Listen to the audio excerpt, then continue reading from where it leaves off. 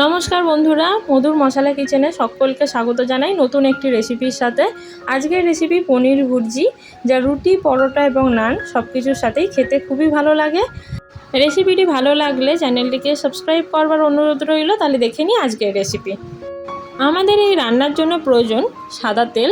আমি দিয়ে দিচ্ছি 2 টেবিল স্পুন সাদা তেল। তেল একটু গরম হয়ে এলে এবার দিয়ে দিচ্ছি ছোট ছোট করে কেটে রাখা পেঁয়াজ।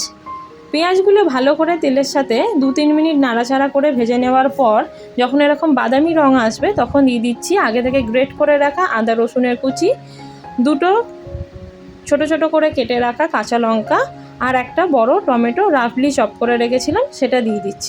আপনারা গ্রেট করা আদা রসুনের পরিবর্তে আদা রসুনের পেস্টও ব্যবহার করতে পারেন। এবার দিয়ে দিচ্ছি অল্প পরিমাণে ক্যাপসিকাম সম্পূর্ণ অপশনাল, না থাকলে না ব্যবহার করতেও পারেন।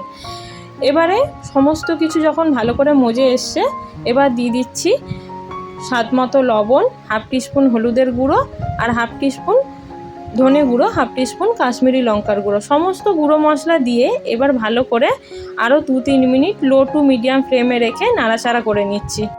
মিনিট খানেক মশলাগুলো কষিয়ে নেওয়ার পর এবার দিয়ে দিচ্ছি সামান্য পরিমাণে গরম মশলা গুঁড়ো। তারপর দিচ্ছি গ্রেট করে রাখা পনির। আমি পনিরগুলোকে গ্রেট করে নিয়েছি, আপনারা চাইলে পনিরগুলোকে হাতে করে স্ক্র্যাম্বল করেও নিতে পারেন। এবার ভালো করে আবার নাড়াচাড়া করে নিচ্ছি সমস্ত কিছু পনিরের সাথে।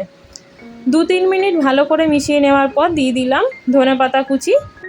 এবার গ্যাসের ফ্লেমটিকে লো টু মিডিয়ামে রেখে ততক্ষণ পর্যন্ত রান্না করতে হবে যতক্ষণ না পনিরগুলো একদম ঝুরো ঝুরো হচ্ছে। 2 মিনিট পর্যন্ত ভালো করে নাড়াচাড়া করে নিয়েছি। এবার দেখুন পনিরগুলো ভালো মতো ঝুরো ঝুরো হয়ে গেছে। তাহলে বন্ধুরা তৈরি করে ফেললাম খুব সহজ পদ্ধতিতে পনির ভুর্জি। রেসিপিটি কেমন লাগলো আমাকে কমেন্ট করে জানাতে কিন্তু একদম ভুলবেন না। বাড়িতে একবার অবশ্যই বানিয়ে দেখুন। আর আজকের রান্না যদি ভালো লেগে থাকে তাহলে প্লিজ একটা লাইক করবেন। আমার চ্যানেলটিকে সাবস্ক্রাইব করে রাখবার অনুরোধ রইল। আবার খুব তাড়াতাড়ি নিয়ে আসবো নতুন অন্য কোনো রেসিপি। সকলে খুব ভালো থাকবেন, সুস্থ থাকবেন। টাটা।